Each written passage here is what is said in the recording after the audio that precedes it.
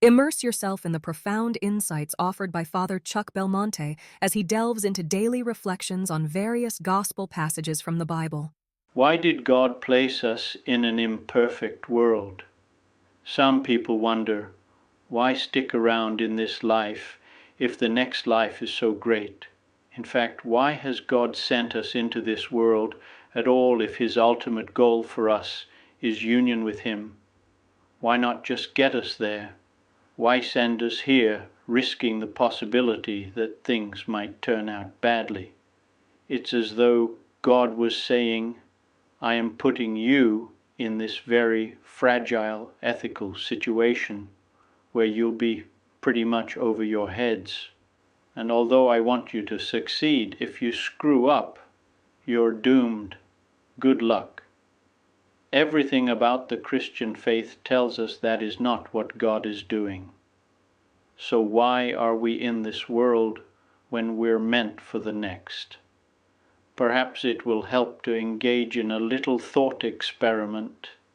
Let's say there is a loving Creator who freely wants to share that love with some creatures.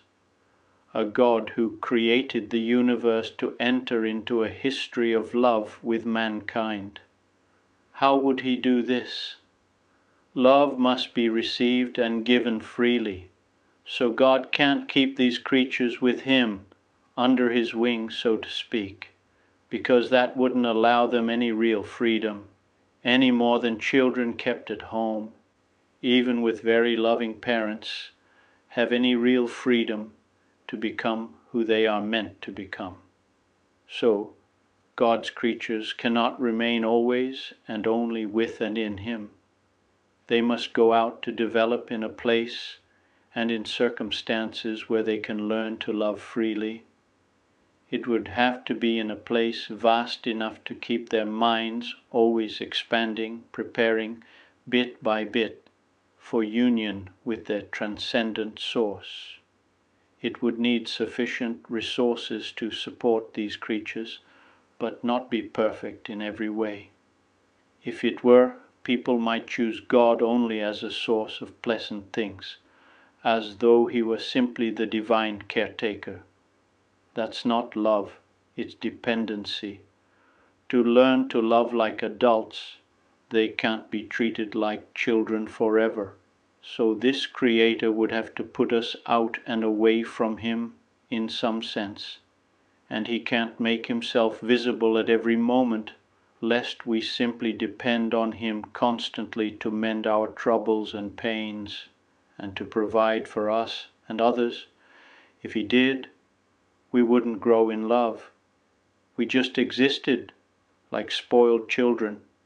To learn to be selfless lovers, which is the only real kind, these creatures would need to learn to put the needs of others ahead of their own.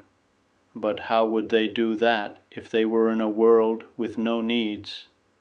So too, without struggle, there can be no real virtue. To develop virtue, people must be tested like gold tested in fire. To be faithful to God requires a constant battle, hand-to-hand combat, man-to-man, the old man against the man of God, in one small thing after another, without giving in. Each day be conscious of your duty to be a saint. And that doesn't mean doing strange things. It means a daily struggle in the interior life, and in heroically fulfilling your duty right through to the end. I would be delighted to extend an invitation to you once again tomorrow for another insightful reflection on the Gospel by Father Belmonte.